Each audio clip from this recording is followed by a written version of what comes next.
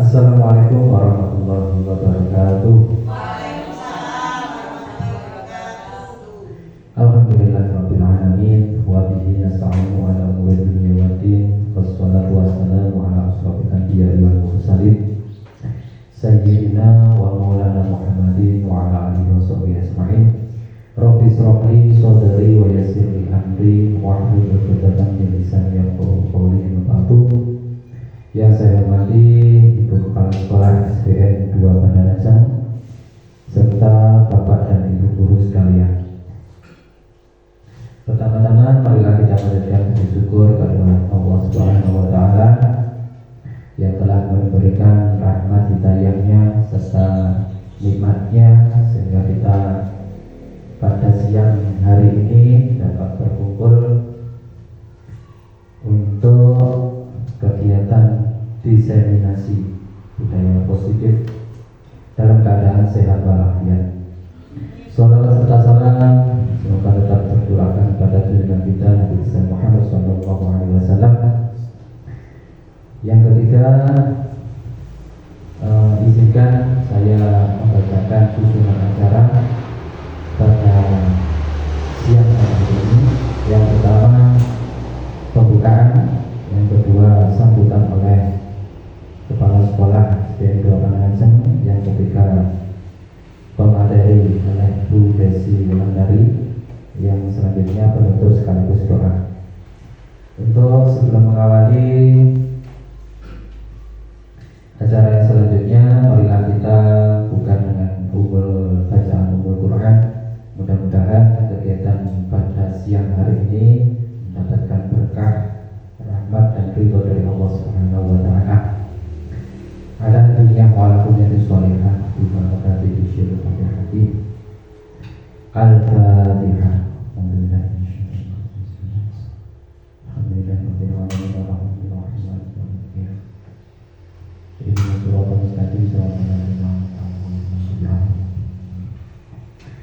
Terima kasih. Selanjutnya langsung saja sambutan dari kepala sekolah Madam Bu Fatimah Hotel Kampus Bahkan.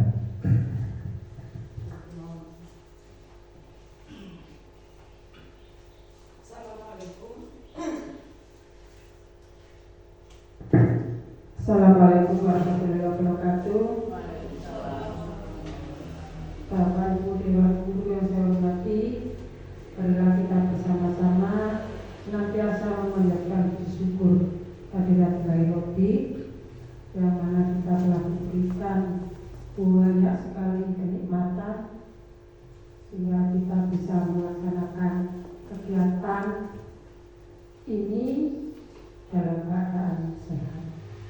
Bapak Ibu yang saya hormati, terutama Bu Desi, saya mengucapkan selamat untuk menyampaikan kegiatan aksi nyata, dan harapan saya kegiatan ini bisa memberikan dampak positif bagi Bapak Ibu guru yang lain dan pada anak-anak juga. Dan saya mohon nanti semua yang didapat dari kegiatan CPP ini bisa ditularkan pada teman sejawat, Bapak Ibu guru, dan sekali lagi harapan kami untuk meningkatkan prestasi anak-anak, juga untuk meningkatkan kinerja Bapak Ibu guru, juga untuk meningkatkan pembelajaran yang disampaikan nanti lebih inovatif. Itu harapan kami.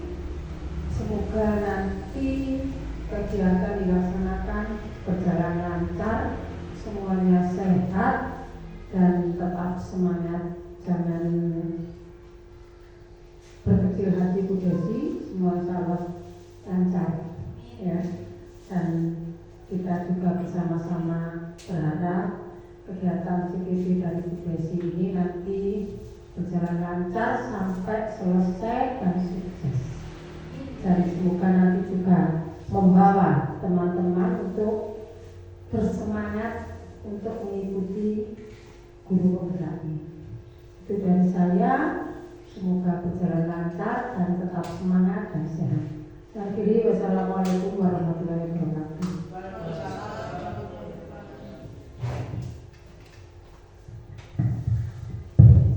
Terima kasih disampaikan. Ya, mudah-mudahan dari harapan-harapan guru kepala sekolah tadi bisa tercapai dan terlaksana. Ya. Selanjutnya langsung saja pemateri yang akan disampaikan oleh Bu Desi Wulandari. Dr. Singkat.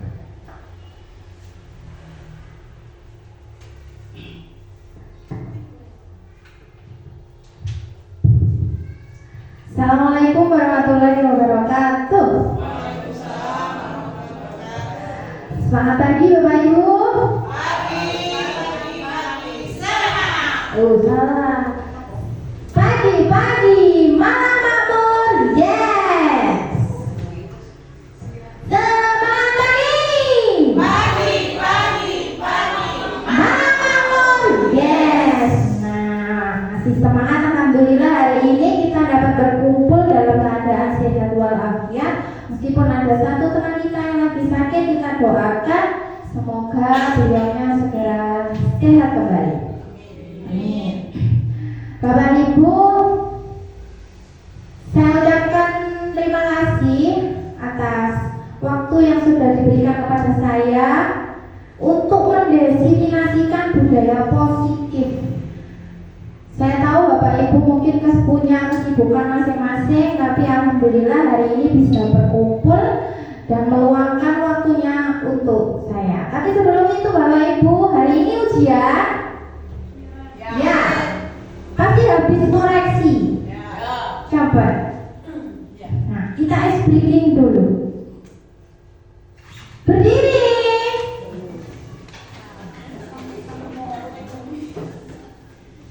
Marina menari di atas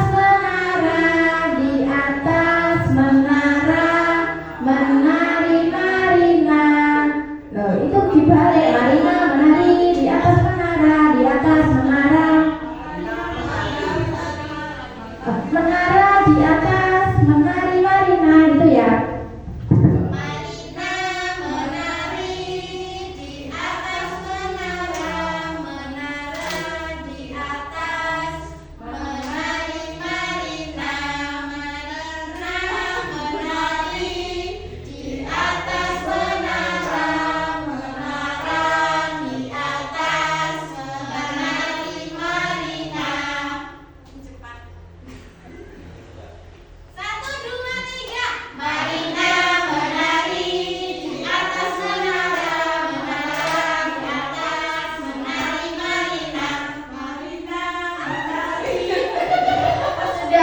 Itu hanya untuk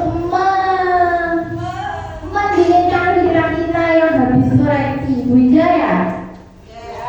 Nah, hari ini kita diseminasi budaya positif. Apa sih budaya positif itu? Sebelum itu saya tanya, apakah Bapak Ibu setuju pemberian hukuman dapat mendisiplinkan siswa? Setuju apa tidak? Setuju. Nomor 2, pemberian hadiah meningkatkan prestasi siswa. Apakah setuju? Setuju. Guru harus mampu memberikan solusi untuk setiap siswa yang bermasalah. Setuju.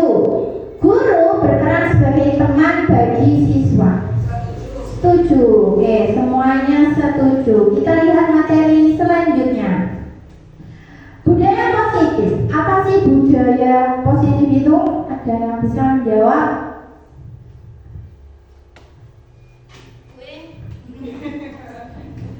Mungkin ya, kalau salah nanti luruskan. Ini budaya positif itu suatu kebiasaan yang baik, jadi yang perlu dilakukan.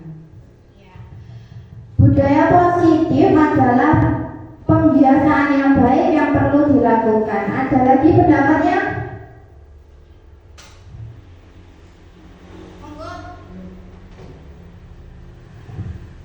Terima kasih, saya menambahkan sedikit ya, nggak jauh-jauh beda dari jawaban Ibu Kepala Sekolah. Menurut saya yaitu kebudayaan yang bersifat baik, memberi contoh yang baik, juga kebudayaan yang patut ditiru. Terima kasih. Benar, jawabannya benar semua. Budaya yang baik, contoh yang baik dan patut ditiru. Budaya positif itu seperti itu. Pembiasaan itu juga budaya positif. Kita sudah membiasakan apa saja? Senam, saling salam, berdoa. Nah, itu termasuk budaya positif. Budaya positif adalah perwujudan dari nilai-nilai atau keyakinan universal yang diterapkan di sekolah. Jadi jawabannya tadi benar ya. Nah, untuk mencapai budaya positif, kita harus paham tentang disiplin positif, motivasi perilaku manusia, keyakinan kelas, kebutuhan dasar manusia, posisi kontrol seorang guru, dan segitiga restitusi. Ini nanti akan kita bahas satu persatu. Namun, seorang guru yang baik harus memiliki kemampuan dalam mewujudkan budaya positif di sekolah. Setuju apa tidak? Setuju. Budaya positif tersebut dapat dijalankan dengan menerapkan konsep-konsep sebagai berikut. Coba sekarang ada praktek. Bapak Ibu berkelompok sama belakangnya coba. Bukan sama Bu Ida, Pak Alfi sama Pak Budana sama Bu Tika, Pak Afif sama Pak Haril. Dua-dua kasih nih. Ayo, kita harus semangat. Tepuk tangan lagi. Bagi, semangat. Ayo. Sudah. Nah, Anda dan teman Anda akan melakukan, cobalah buka. Anda adalah A. Siapa yang jadi A? A. Siapa yang jadi A? A. Nah, temanku itu adalah B. Si A itu diibaratkan memegang sesuatu. Si A, mana si A? Ya, ibaratkan memegang sesuatu yang berharga di kepalan tangannya. Nah, tugas B itu menggoda si A supaya tangannya terbuka. Nah, sesuatu yang jenengan pegang ini adalah sesuatu yang sangat berharga, misalnya harta 271M gitu misalnya. Nah, ayo coba di Bu Yun menggoda Bu Evi supaya tangannya dibuka. Ayo coba. Boleh menggelitik, boleh memarahi, menggoda, tik-tik gitu juga boleh.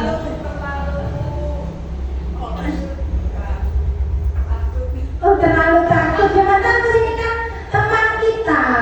Ayo coba Bu Dana.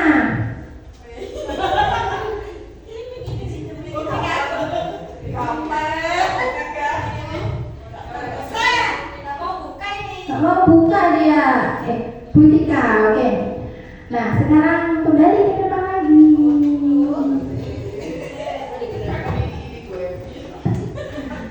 Ada yang gak berani, ada yang gak mau buka. Nah, kira-kira di tangan kita yang berharga tadi, siapa yang memegang kontrol kalau kita ingin buka dan tutup?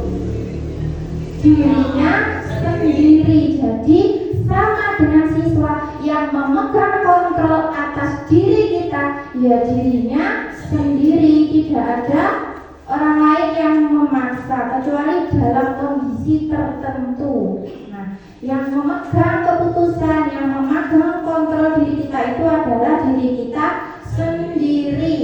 Nah, ada pergeseran paradigma baru. Ilusi guru mengontrol murid berarti benar apa salah? Yang mengontrol tadi siapa? Kalau murid berarti yang mengontrol murid sendiri. Jadi ilusi guru mengontrol murid itu salah. Ilusi bahwa semua penguasa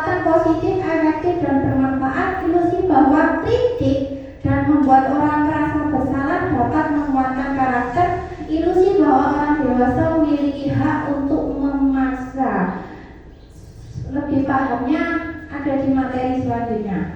Nah, sekarang kita menginjak ke disiplin positif. Apa sih disiplin positif?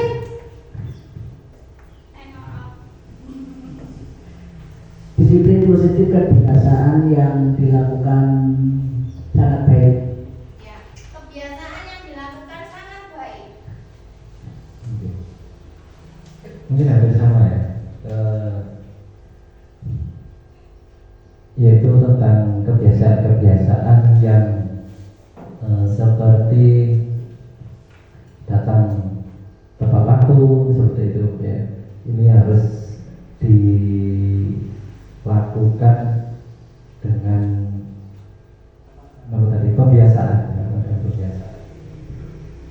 Ya, disiplin itu seperti tepat waktu dan kebiasaan-kebiasaan lainnya itu juga disebut disiplin. Disiplin positif itu merupakan suatu cara penerapan disiplin yang mengajarkan anak bertanggung jawab akan menumbuhkan kesadaran diri berdasarkan nilai-nilai kebajikan. Disiplin positif juga bisa diartikan salah satu cara penerapan disiplin yang bertujuan untuk menumbuhkan kesadaran serta memberdayakan anak untuk melakukan sesuatu tanpa sokongan, ancaman maupun hukuman. Jadi kalau anak-anak itu sadar dirinya, oh disiplin, misalkan saya itu harus disiplin, nah itu sudah bisa menerapkan disiplin positif. Terus kan sebenarnya ini kan ada kebajikan, nilai kebajikan itu banyak. Misalkan kemarin ada tepuk PPK, apa? Religius, nasionalis, mandiri, gotong royong, integritas. Dalam PPK ada dalam itu. Nah, karena kita fokusnya kurikulum merdeka, nanti kalau ajaran baru itu kurikulum merdeka, itu fokus kita adalah profil pelajar Pancasila. Ada apa saja nilai kebajikannya? Pelajar Pancasila beriman dan bertakwa pada Tuhan Yang Esa dan berakhlak mulia, berkebinekaan global, gotong royong mandiri, kreatif dan bernalar kritis. 100 jempol. Nah, ini nilai kebajikan yang kita tanamkan kepada anak-anak kita. Kemudian setelah kita ada nilai kebajikan yang harus ditanamkan di disiplin positif, itu ternyata anak melakukan sesuatu itu ada motivasi perilaku manusia. Motivasi perilaku manusia itu apa? Motivasi itu apa, Bu?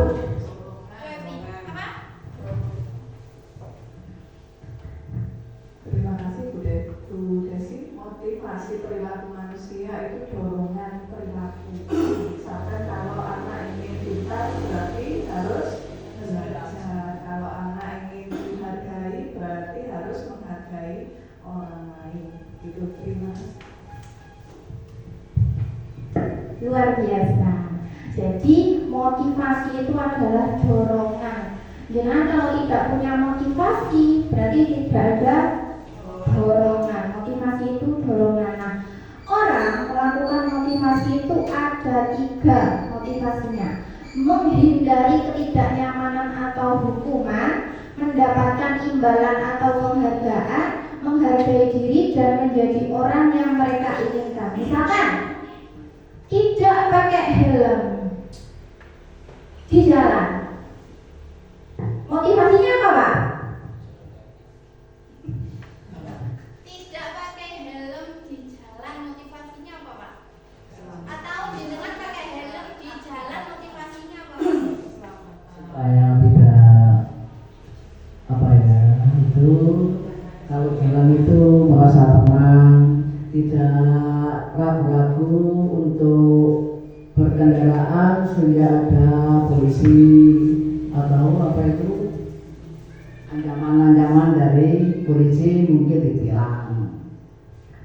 Ya, motivasinya ada 2, Pak Har, supaya tidak ditilang dan untuk menjaga diri, berarti menghindari ketidaknyamanan atau hukuman. Nah, motivasi perilaku manusia itu ada dorongan dari dalam dan ada dorongan dari luar. Kalau motivasi dari dalam itu namanya intrinsik, seperti Pak Har, Cek Selamat, berarti itu intrinsik. Cek nggak dihukum karo Pak Polisi, berarti ekstrinsik. Intrinsik motivasi yang berasal dari dalam diri untuk menghargai nilai-nilai kebajikan diri sendiri. Murid melakukan disiplin diri karena sadar akan nilai-nilai kebajikan dirinya. Kalau ekstrinsik, murid melakukan disiplin diri karena ingin mendapatkan imbalan berupa hadiah atau pujian dari orang lain. Itu ekstrinsik. Bisa membedakan intrinsik sama ekstrinsik. Sekarang ada hukuman, ada konsekuensi, ada restitusi. Mungkin istilah baru ya, restitusi. Kalau konsekuensi gimana? Konsekuensi? Contohnya kalau konsekuensi itu apabila kita melakukan kesalahan, kita harus sadar menerima konsekuensinya. Berarti menerima akibat atasnya. Luar biasa. SDN 2 Pandanan itu Pak Jeno bisa. Iya, konsekuensi itu adalah akibat. Benar. Nah, hukuman itu tidak terencana, bersifat satu arah, bisa berupa hukuman fisik, psikis, atau kata-kata kasar. Kalau konsekuensi bersifat terencana, sudah disepakati, betul-betul konsekuensi dibuat oleh pihak guru. Kalau di sekolah ya, restitusi adalah proses menciptakan kondisi bagi murid untuk memperbaiki kesalahan mereka sehingga mereka bisa kembali pada kelompok mereka. Nah, konsep disiplin dengan identitas gagal. Ada hukuman, ada penghargaan hadiah. Saya juga baru tahu penghargaan itu kalau menurut konsep itu adalah sebuah hukuman. Penghargaan itu kenapa kok sebuah hukuman? Karena tidak efektif, merusak hubungan, mematikan kreativitas, menghukum dengan sistem ranking, merampas hak menghargai dirinya. Itu menurut konsep hukuman. Kalau hukuman, taruhlah kalau hukuman itu tidak baik ya. Nah, kalau identitas sukses itu adalah konsekuensi sama restitusi. Pertama, penguatan jangka pendek. Kalau konsekuensi perlu memonitoring berkelanjutan, ada stimulus, ada respon. Kalau anak-anak tidak bawa buku, konsekuensinya kalau anak-anak tidak bawa buku, konsekuensinya mencatat di buku tulis sebanyak 100 kali saya berjanji tidak bawa buku. Itu hukuman apa konsekuensi? Kalau sudah disepakati mungkin konsekuensi. Tapi menurut konsep, konsekuensi itu harus searah dengan perilaku. Jadi misalkan kalau tidak membawa buku, berarti anak-anak harus mencatat, menyalin bukunya, menyalin catatannya nanti di bukunya sendiri. Itu konsekuensi. Nah, kalau hukuman itu tahu, kalau konsekuensi misalkan guru memberikan konsekuensi untuk tetap berada di kelas selama ini, konsekuensi pada saat pada saat siswa terlambat ke sekolah. Kalau dia diberi hukuman, murid disuruh berdiri di depan kelas selama 15 menit. Itu hukuman. Kalau konsekuensi, guru memberikan konsekuensi untuk tetap berada di kelas selama jam istirahat berlangsung. Kalau restitusi itu bedanya, guru menanyakan keyakinan kelas dan dirinya, kemudian guru membantu siswa menyelesaikan masalah. Ini untuk jangka panjang. Kenapa kok datang terlambat? Ini tapi untuk jangka panjang. Untuk jangka pendeknya mungkin kita bisa menerapkan hukuman dan konsekuensi. Tapi kalau ingin identitas sukses, itu menggunakan konsekuensi. Nih, mencatat 100 kali di dalam buku kalimat, saya tidak akan terlambat lagi karena terlambat ke sekolah. Konsekuensi apa hukuman? Hukuman membersihkan coretan yang dibuatnya di meja tulis. Konsekuensi murid diminta untuk push up 15 kali karena tidak menggunakan masker ke sekolah. Hukuman membersihkan WC karena merusak pensil teman. Hukuman lari keliling lapangan karena terlambat 10 menit saat pelajaran PJOK. PJOK konsekuensi tidak mengerjakan tugas, siswa harus menyelesaikan tugas tersebut selama waktu istirahat atau setelah jam sekolah. Konsekuensi berlari di koridor, siswa harus berjalan bolak-balik di koridor dengan pengawasan untuk memahami pentingnya berjalan dengan aman.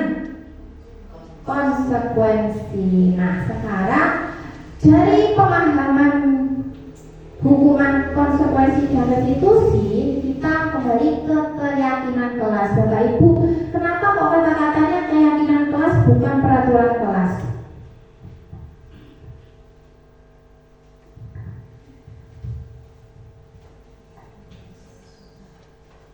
Kalau menurut saya, kalau peraturan kelas itu sudah kesepakatan kelas bersama. Kalau keyakinan itu kayak dirinya sendiri. Diulangi, kalau peraturan kelas. Peraturan kelas itu kayak peraturan yang disepakati oleh kelas. Kalau keyakinan kelas itu dari diri sendiri. Mungkin dari saya seperti itu. Makasih. Ada jawaban lain? Kenapa kok keyakinan kelas kok tidak peraturan kelas? Analoginya seperti ini.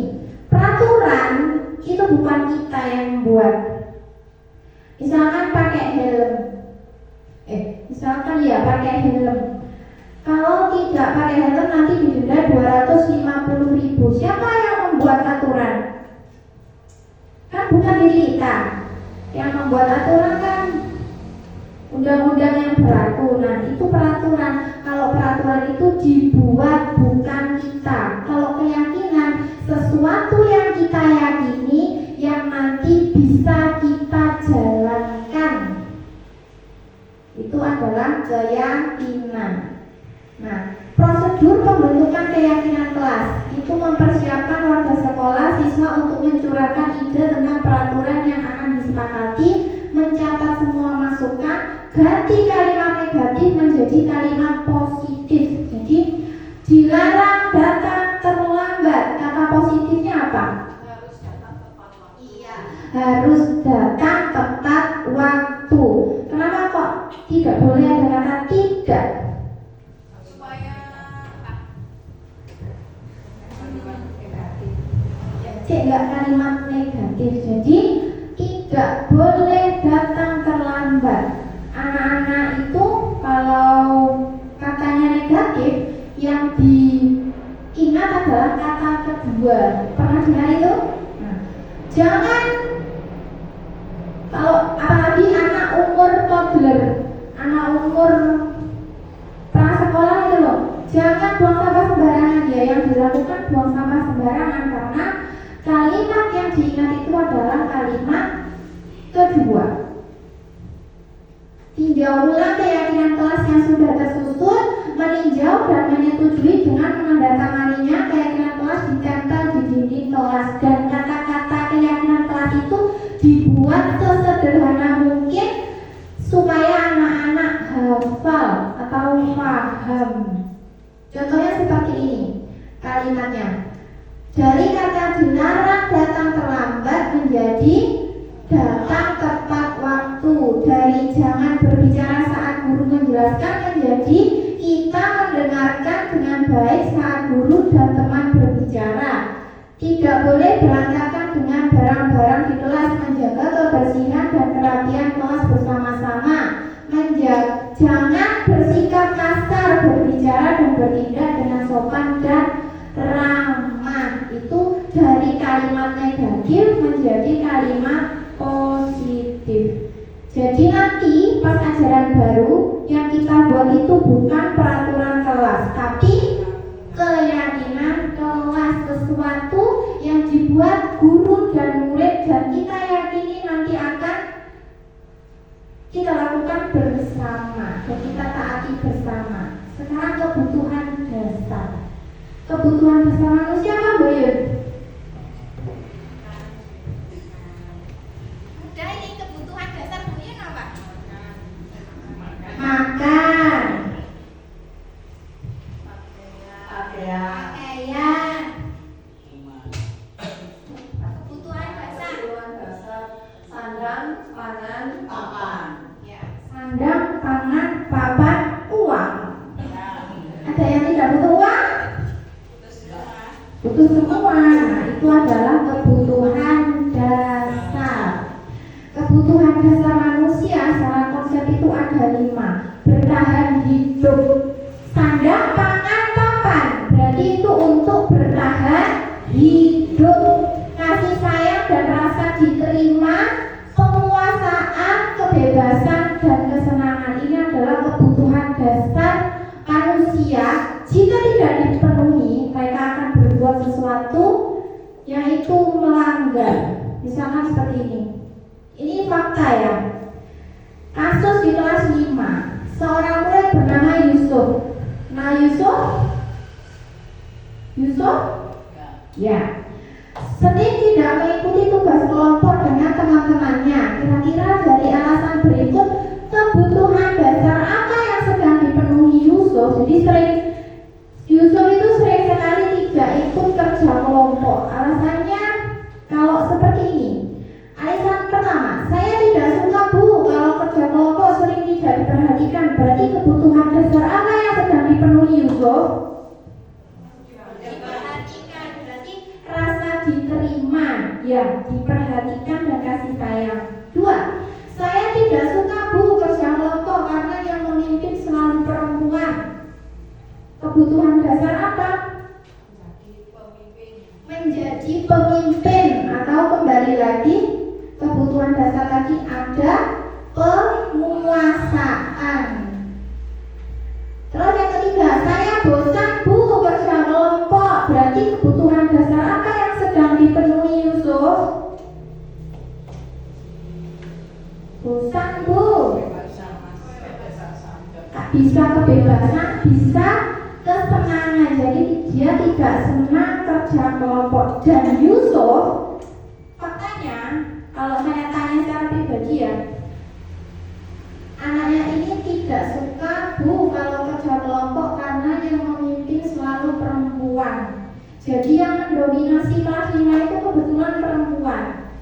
Kalau Yusuf dikelompokkan sama anak perempuan, dia pasti tidak mau. Yang memimpin selalu perempuan. Dan setelah saya amati, ternyata kalau dia diberi penguasaan, dia tanggung jawab. Misalkan menjadi pemimpin upacara, bagus loh buatan? Bagus. Jadi kebutuhan dasar yang dari rumah itu tidak dipenuhi oleh Yusuf itu adalah penguasaan. Mungkin tidak didengarkan pendapatnya sama orang mungkin loh ya, saya tidak tahu.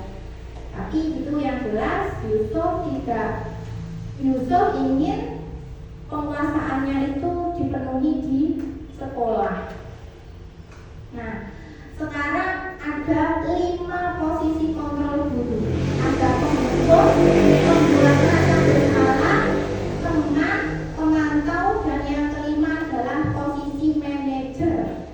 Nah, untuk lebih pahamnya ada video.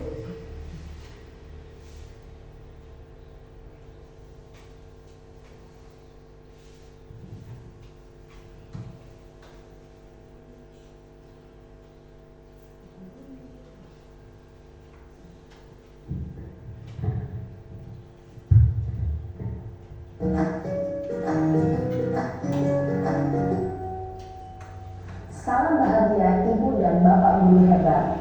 Dalam penerapan disiplin positif restitusi, salah satu program yang dikembangkan adalah 5 posisi kontrol.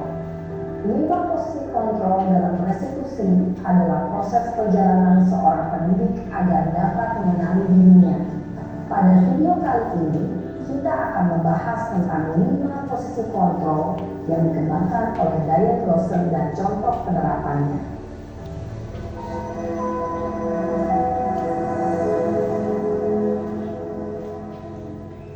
5 posisi kontrol itu adalah: 1. Posisi penghukum.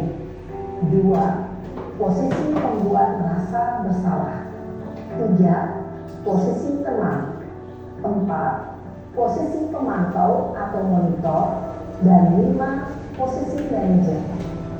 Untuk lebih memahami kelima posisi tersebut, mari kita saksikan kasus Naren yang terlambat hadir 20 menit di sekolah dan melihat bagaimana kelima posisi kontrol dalam menghadapi masalah tersebut.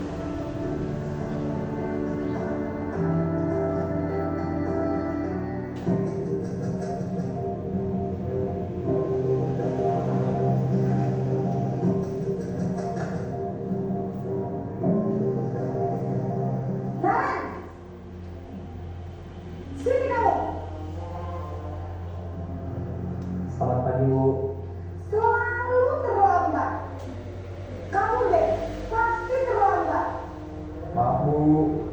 Saya Apa? Apa coba? Alasan kamu apa lagi? Kapan sih kamu tidak terlambat? Malas sekali ya kamu jadi anak. saya Dasar pemalas. Gak kapok-kapok sih kamu. Sudah berapa kali terlambat? Sana, kamu keliling lapangan basket 2 kali. kenapa saya harus keliling lapangan basket, Bu? Kenapa? Kamu melawan ibu. Berani-beraninya jawab. Sudah terlambat, masih berani jawab nggak? Sekarang, keliling lapangan basket 5 kali sekalian. Biar kapok. Cepat. Pergi sana ke lapangan basket. Posisi penghukum biasanya berbicara dengan nada tinggi, menghardik, menunjuk-nunjuk, menyakiti, dan menyindir. Hukuman bisa berupa fisik maupun psikis. Ibu dan bapak guru hebat.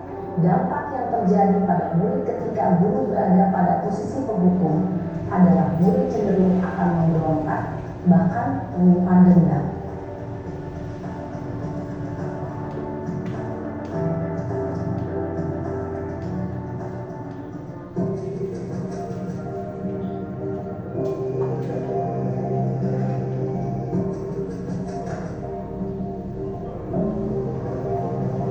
Naren,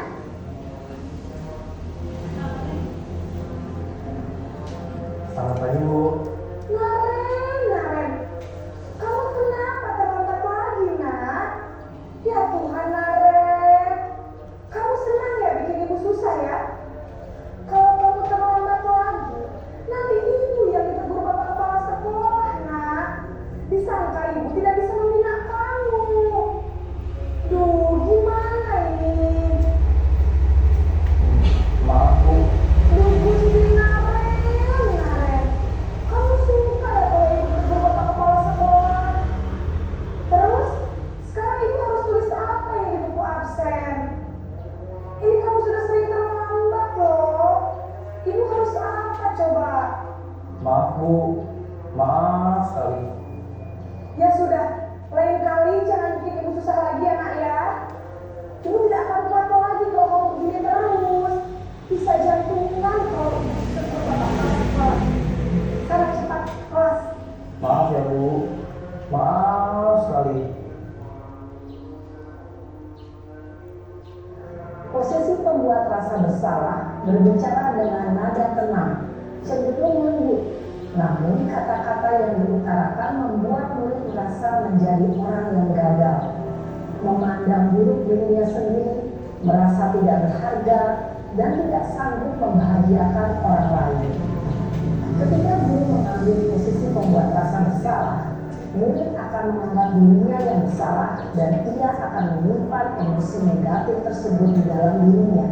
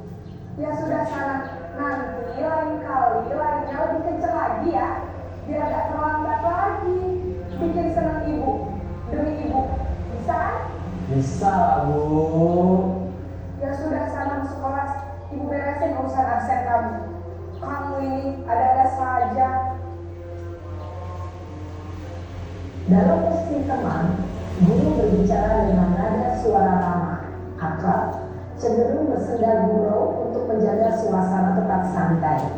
Murid akan merasa senang, aman, dan akrab dengan guru. Identitas yang tercipta adalah identitas sukses atau berhasil. Namun, perlu diingat, karena ini masih dorongan eksternal, maka ada faktor ketergantungan dari murid kepada orang tertentu. Di sini, guru absennya, sehingga di lain waktu, murid bisa berperilaku baik, namun hanya kepada orang-orang tertentu saja.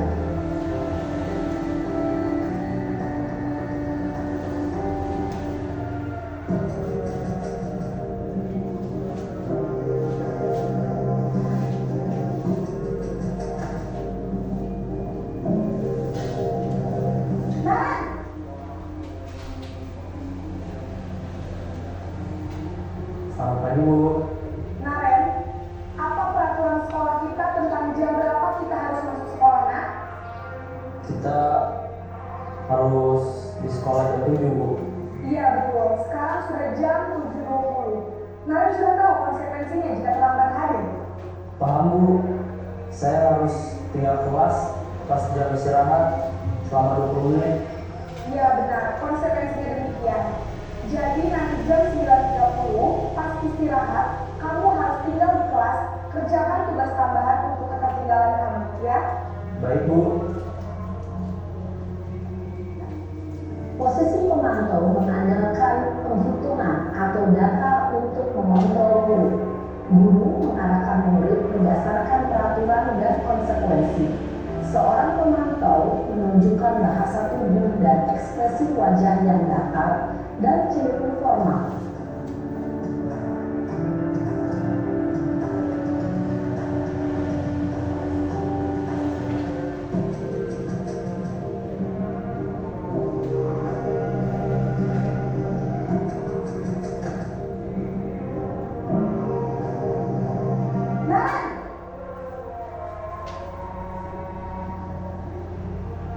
Selamat pagi, Bu. Selamat pagi, Naren. Maaf, Bu. Saya terlambat. Iya, sekolah masuknya jam 7, sekarang sudah jam 7.20. Jadi sekarang bagaimana ini, Naren? Maaf, Bu. Saya lupa setel alarm saya semalam. Baiklah, menurut kamu, keyakinan sekolah yang mana yang perlu kamu tingkatkan? Menghargai diri sendiri dan orang lain mungkin, ya, Bu. Setuju. Jadi, apakah Naren meyakini prinsip saling menghormati tersebut? Iya, Bu. Saya meyakininya. Apakah Naren bersedia memperbaiki masalah keterlambatan ini? Bersedia, Bu. Bagaimana kamu akan memperbaiki masalah keterlambatan ini? Saya akan coba untuk tidak lupa menyetel alarm saya, Bu. Baik, kalau Naren lupa menyetel alarm di rumah, ada orang yang kira-kira bisa bantu mengingatkan tidak? Ada, Bu. Kakak saya, Kak Emma. Ada lagi selain Kak Emma? Selain Kak Emma, ada ibu saya. Baik, jadi yang mengingatkan Naren adalah Kak Emma dan ibu kamu, ya? Kira-kira akan mulai setel alarm kapan, Naren? Setelah pulang sekolah, akan segera saya lakukan. Baik, jadi Naren akan setel alarm untuk bangun besok pagi dan akan diingatkan oleh kakak dan ibu dan Naren, ya. Ada lagi yang mungkin perlu dilakukan, Naren, agar tidak terlambat bangun lagi. Tidak ada, Bu. Baik, Naren, terima kasih untuk kerjasama kamu. Sekarang kamu pulang kembali ke kelas untuk belajar. Baik, Bu. Terima kasih. Posisi manajer adalah posisi kontrol yang disarankan untuk membimbing murid memiliki sikap disiplin yang positif, yaitu murid yang mandiri, bertanggung jawab, dan dapat memecahkan masalah. Tujuan dari posisi ini adalah agar murid dapat merefleksi atas tindakannya. Guru akan dengan tulus memberikan pertanyaan-pertanyaan bermakna, sehingga membuat murid dapat belajar dari kesalahannya dan mencari sebuah solusi untuk menyelesaikannya. Ibu dan bapak guru hebat, setelah mengamati adegan kelima posisi kontrol tadi, kira-kira posisi mana yang paling ideal? Posisi mana yang dapat menunjang motivasi intrinsik murid? Ya, Tentu posisi manajer. Posisi ini memang posisi ideal yang ingin dituju setiap pendidik. Pada posisi inilah guru dapat menerapkan disiplin positif yang berpihak pada murid, yang memerdekakan murid. Perjalanan seorang pendidik tentunya tidak mudah untuk sampai pada posisi seorang manajer. Namun, tujuan kita pasti, yaitu menciptakan murid-murid yang mandiri, merdeka, dan bertanggung jawab. Semoga penggambaran 5 posisi kontrol yang telah diperlihatkan ini dapat menjadi ajang refleksi bagi kita semua, agar dapat terus mengasah dan menerapkan disiplin positif yang memerdekakan murid. Mari terus berlatih dan bersemangat. Selamat menerapkan. Salam dan bahagia Ibu dan Bapak Guru hebat. Ya, tadi ya, dari kelima posisi kontrol tadi yang paling dianjurkan posisi yang mana? Yang kelima tadi posisi apa, Pak?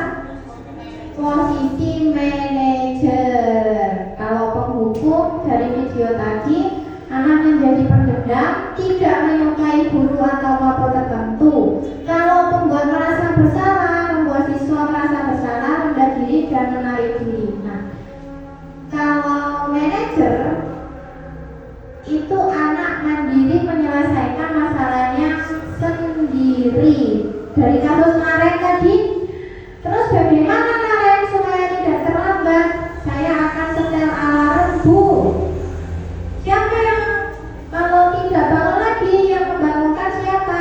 Ada Kak Emma dan siapa tadi? Nah, posisi yang paling dianjurkan itu adalah posisi manajer. Tapi apakah kita tidak boleh menempatkan posisi kita sebagai pemantau? Boleh. Apakah kita tidak boleh menempatkan posisi kita sebagai teman, pembuat merasa bersalah dan penghukum? Untuk jangka waktu yang panjang, sebagai wali kelas, kita memposisikan diri sebagai manajer. Nah, posisi manajer tadi kita mengacu pada segitiga restitusi. Segitiga restitusi itu ada menstabilkan identitas, validasi kebutuhan atau validasi tindakan yang salah, dan yang terakhir adalah menyanyiakan keyakinan. Makanya tujuan kita membuat keyakinan tadi supaya di segitiga restitusi kita bisa keyakinan kelas kita apa? Datang tidak boleh, datang tepat waktu, Bu. Nah, itu adalah fungsi dari keyakinan kelas. Dan posisi ketika kita menerapkan segitiga restitusi, posisi kita adalah sebagai manajer.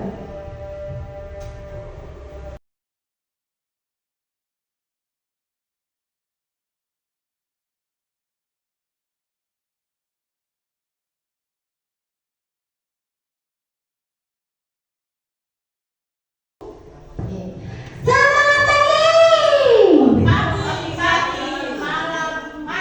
Ora semangat. Selamat pagi, makmur. Yes. Nah, kembali ke segitiga restitusi tadi.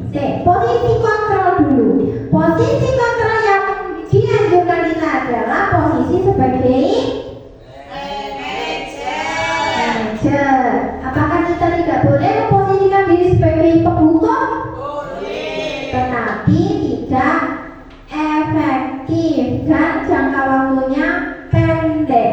Untuk jangka waktu yang panjang, kita menggunakan posisi sebagai manajer. Nah, sekarang ada segitiga restitusi yang fungsi, yang kenapa mau kita membentuk keyakinan kelas? Fungsi dari keyakinan kelas tadi adalah untuk menyelesaikan masalah jika anak berbuat salah dengan menggunakan segitiga restitusi.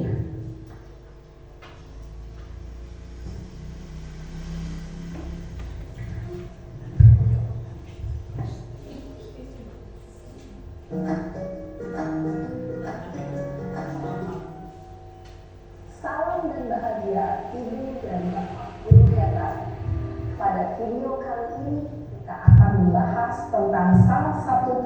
disiplin positif yang diterapkan di lingkungan sekolah yang dikenal dengan nama restitusi.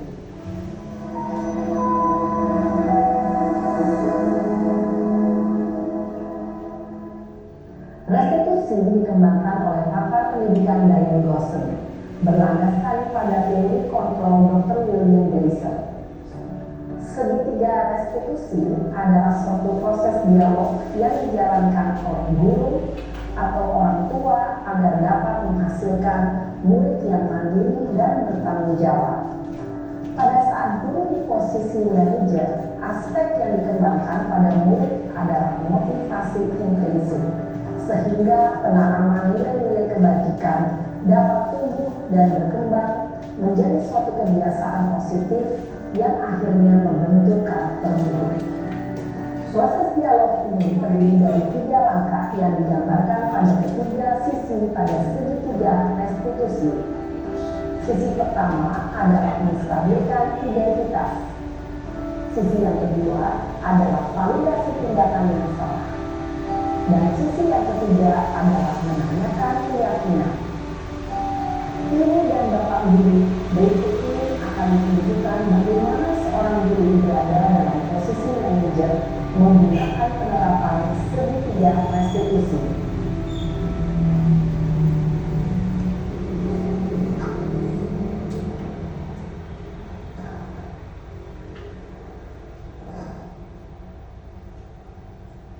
Siang Sarah. Siang Pak. Sudah lama lagi bersalah. Kenapa ada di sini? Kesel Pak, kesel banget. Masa aku dikatain penghinaan Pak? Ya aku marah lah. Aku balik kata-kata di depan kelas. Kesel banget. Oh gitu. Ya pasti kamu marah dan kesal. Bapak juga akan marah apabila ada yang menuduh Bapak seperti itu. Kemudian pada saat itu kamu mau melakukan apa? Ya saya langsung ngatain mereka lah Pak. Kesel banget. Saya bentak-bentak dia depan teman-teman lain. Oh begitu.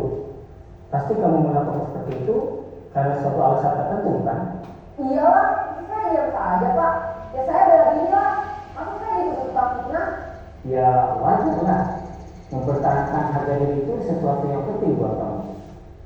Untung kamu tidak berpikir gagalan, hanya membentak-bentak. Iya Pak. Untung saya masih bersabar dan hanya membentak saja. Sudah gemes padahal saya pasti bela diri lah. Ya pasti ya. Tapi kamu memilih untuk tetap bertahan dan bersabar.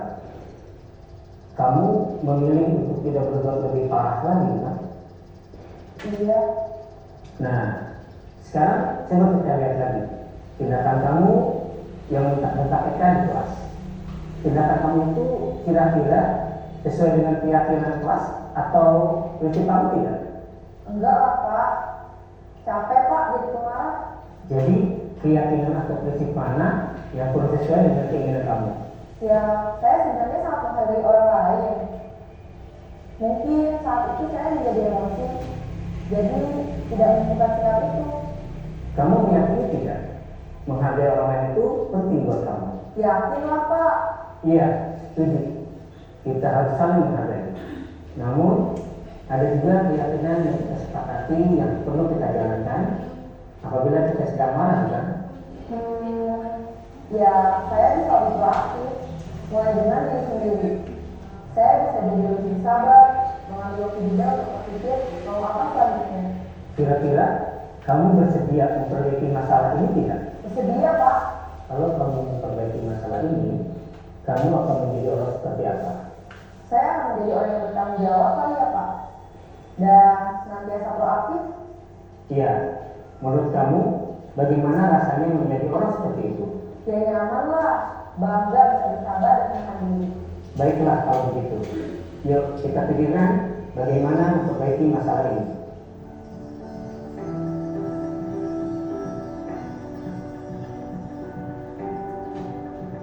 Ibu dan Bapak guru hebat. Baru saja kita menyaksikan contoh bagaimana seorang guru berada dalam posisi manajer menggunakan penerapan segitiga restitusi. Mari kita bahas satu persatu. Pada sisi pertama, menstabilkan identitas berdasarkan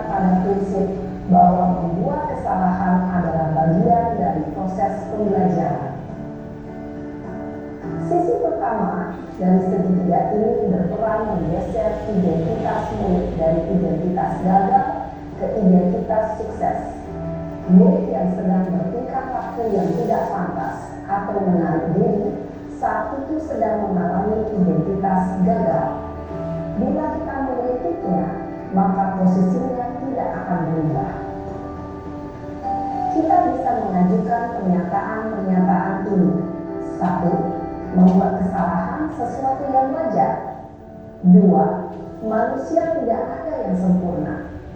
3. Kita bisa memperbaiki masalah ini. 4. Saya tidak menanyakan kesalahannya. Saya lebih fokus bagaimana memperbaiki masalah ini. 5. Apakah saat ini kamu tengah menjadi orang yang baik untuk dirimu sendiri? Pada sisi kedua, validasi tindakan yang salah berlandaskan pada prinsip bahwa setiap perilaku berupaya memenuhi suatu kebutuhan tertentu. Guru yang telah memahami teori kontrol akan bergeser dari pemikiran stimulus respon menjadi proaktif dan mencoba untuk mengenali tujuan dari perilaku murid, mengenali dan mengakui kebutuhan murid ini dapat memperbaiki hubungan dengan murid tersebut. Pernyataan atau pertanyaan bisa disampaikan dengan nada suara tidak menghakimi atau memojokkan, sehingga dapat mengembalikan murid pada posisi positif. 1. Kamu bisa saja bertindak lebih gegabah lagi dari ini. 2. Kamu bukan melakukannya tanpa suatu alasan tertentu. 3. Kamu melakukannya karena mempertahankan sesuatu yang penting bagimu. 4. Mungkin kamu bisa mempelajari suatu perilaku baru yang lebih efektif. Bersediakah kamu mempelajarinya? Selanjutnya, kita akan simak sisi terakhir, yaitu menanyakan keyakinan. Teori kontrol menyatakan bahwa pada dasarnya kita termotivasi secara intrinsik. Pada saat perilaku yang salah telah divalidasi dan identitas sukses telah stabil, maka murid telah siap menaikkan keyakinan-keyakinannya dengan tindakannya yang salah dan pemikirannya telah bergeser ingin menjadi orang yang dituju. Pertanyaan-pertanyaan ini dapat menaikkan keyakinan-keyakinan yang diambil murid. 1. Sebagai keluarga atau kelas, apa yang kita yakini? 2. Nilai-nilai apa yang telah kita sepakati? 3. Seperti apa gambaran sebuah kelas yang ideal bagi kamu? 4. Kamu ingin menjadi orang seperti apa?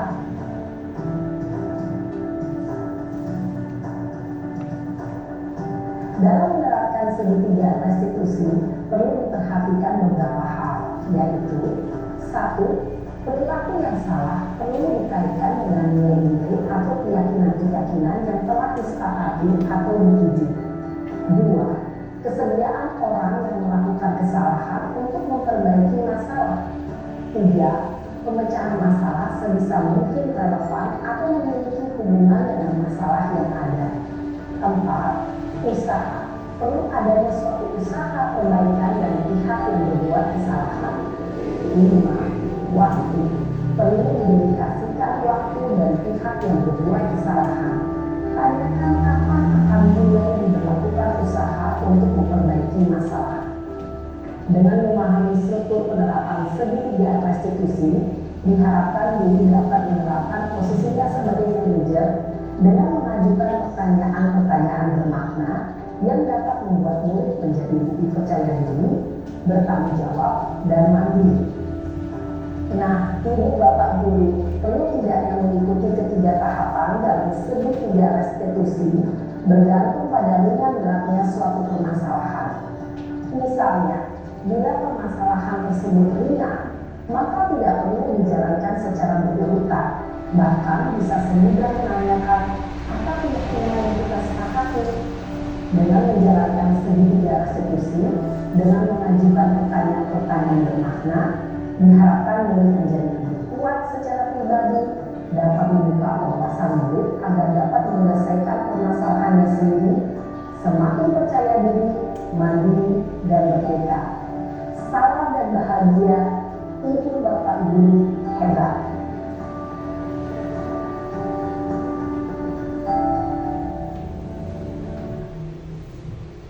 Ya, jadi dari segitiga restitusi itu ada 3 tahap tadi. Apa saja? Validasi tindakan yang salah, menstabilkan identitas, validasi tindakan yang salah, dan yang terakhir adalah menanyakan keyakinan. Namun jika masalahnya tidak terlalu berat, kita langsung menanyakan keyakinan, kayak sepele-sepele. Di SD itu masalahnya masih sepele-sepele. Kemarin pas lokal karya itu ada masalah yang lebih berat. Nah, kalau lebih berat itu apakah segitiga restitusi itu berlaku? Masalah yang berat itu kayak apa Bapak Ibu? Kalau di SD ya berhubungan dengan hukum. Kasus yang berat, hamil di luar nikah. Nah itu kemarin itu saya juga kaget pas lokal karya itu masalahnya itu ternyata tidak sesepele masalah yang di SD. Hamil di luar nikah. Dan posisi kita itu adalah menstabilkan identitas, tapi tergantung kebijakan kita bagaimana. Yang penting dia kembalikan identitasnya sebagai manusia, sebagai seorang siswa yang bisa menempuh pendidikan di luar pendidikan formal, misalkan paket C gitu ya. Yang penting dia bisa yang penting tugas kita sebagai pelayan pendidikan menstabilkan identitas. Nah tadi Bu Evi tanya, segitiga restitusi balik diterapkan kelas 1 bisa nggak? Bisa pada kira-kira Pak Afif?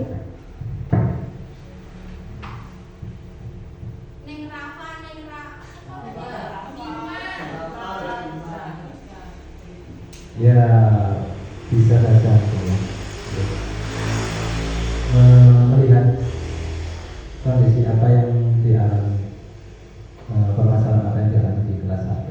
Katanya tadi permasalahannya cuma sepele-sepele ya. Bisa, jadi tetap bisa Bapak Ibu. Tapi kita tidak perlu bertele-tele langsung menanyakan keyakinan kelas kita apa le. Tidak boleh bertengkar di apa ya kalau bahasa positifnya rukun. Nah itu langsung ditanyakan keyakinan kelas.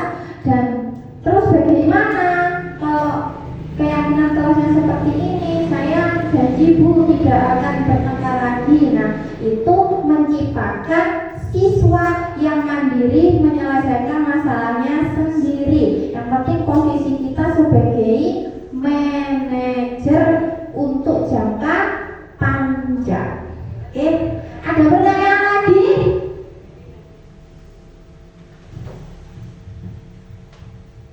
Atau tanggapan atau Untuk anak saya dari kelas 3 itu seperti yang Ibu Desi katakan itu, yaitu Wahyu Gur namanya.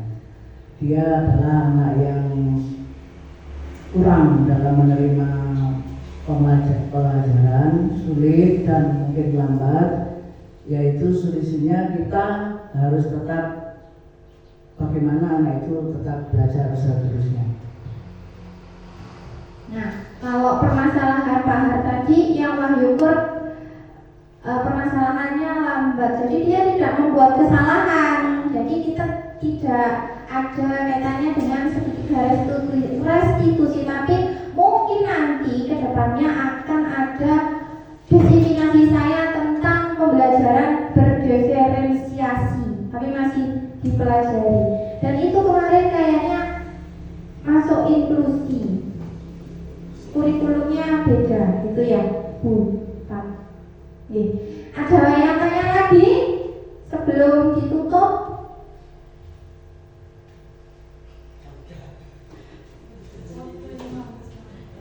Nah, sudah? Kalau sudah, saya ingin refleksi hari ini. Kita belajar apa hari ini?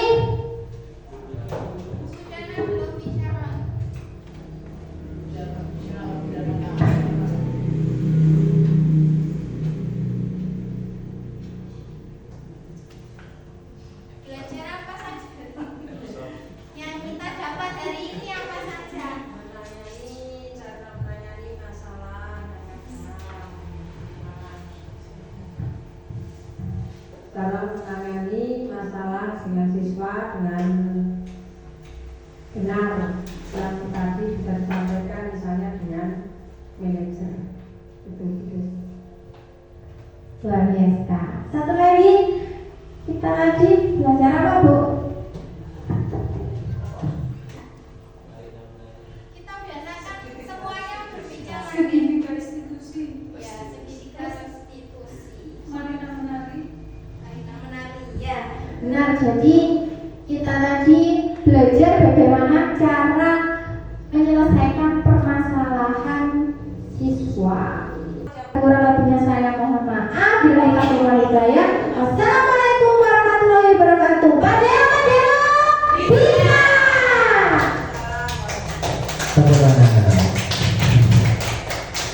Alhamdulillah, Alhamdulillah, ya. Materi kita hari ini sangat luar biasa, ya. Banyak ilmu yang kita peroleh, ya. Dapat menambah wawasan dan pengetahuan kita. Dan tadi juga disampaikan ada beberapa tujuan atau visi kita yang mudah-mudahan tahun ajaran ke depan bisa kita laksanakan, ya. Yaitu tentang karakter, ya. Sedikit menambahkan, mungkin nanti itu bisa kita review tentang diberikan tulisan tentang adab, misalkan adab di kelas, adab di musola, adab di kamar mandi, terus adab di kantin. Nah, itu nanti bisa kita rinci seperti itu, terus kita print atau terus kita tempel-tempel supaya anak-anak mungkin setiap hari melihat. Dengan membaca mungkin anak-anak setiap hari bisa ingat, ya. Oh, aku harus ini, aku harus gini. Nah, mungkin seperti itu. Selain dari kita sendiri sebagai bapak ibu guru yang memberi contoh. Terima kasih atas materi yang luar biasa disampaikan oleh Bu Desi. Mudah-mudahan bisa membawa berkah dan manfaat bagi kita semua. Terakhir, penutup sekaligus doa. Sebelum ditutup, saya sebagai moderator mohon maaf apabila ada salah kata atau tindakan. Saya pribadi mengucapkan mohon maaf yang sebesar-besarnya. Doa dan penutup saya aturkan pada Pak Han.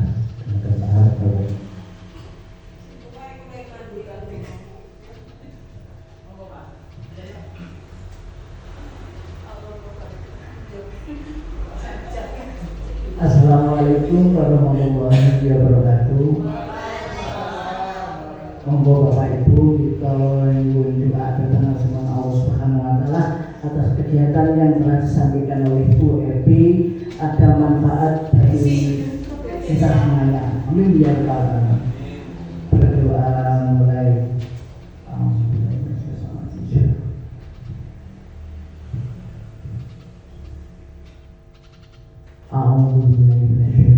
Bismillahirrahmanirrahim.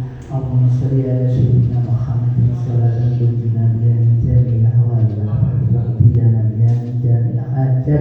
wa tutahhiruna biha min jami'i sayyi'at wa tuhiruna biha inda ma'ala darajat wa tubalighuna biha aqsal khayat min jami'il khayratil khayat wa badal mamat.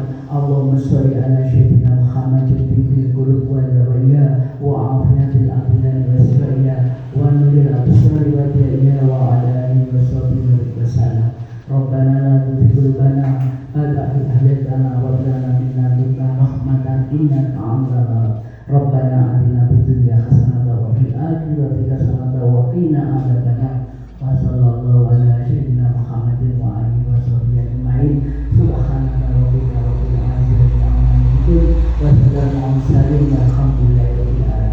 biridhoillah bisa Rasulillah Laumul